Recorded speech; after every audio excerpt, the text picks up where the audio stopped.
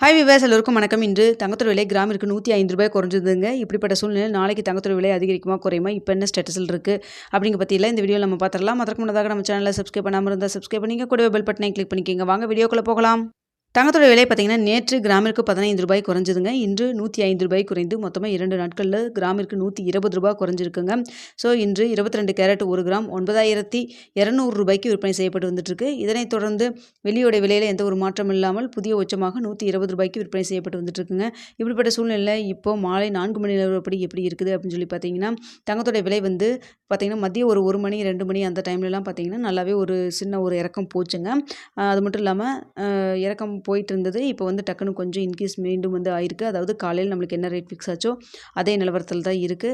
பெரிய அளவுக்கு இல்லை. ஸோ நிக் டு நிக் தான் வந்து கீழே மேலே அப் அண்ட் டவுன் போயிட்டுருக்குங்க.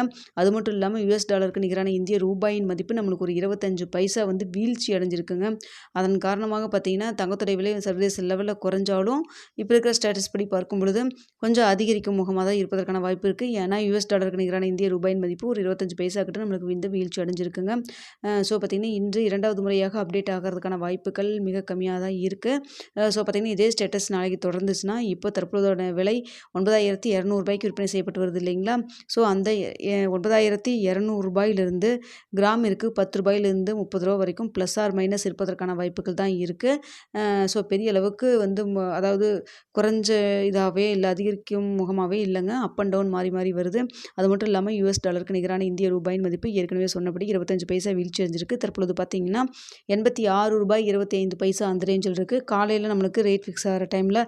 85.90 அப்படி இந்த ரேஞ்சில் இருந்துகிட்டு இருந்தது. ஸோ அதனால் பார்த்தீங்கன்னா நம்மளுக்கு சர்வதேச லெவலில் தங்கத்தோட விலை அதிகரிக்கிறதுக்கான ஸ்டேட்டஸ் வந்து இப்போ வந்து நம்மளுக்கு வந்து போயிட்டுருக்குங்க.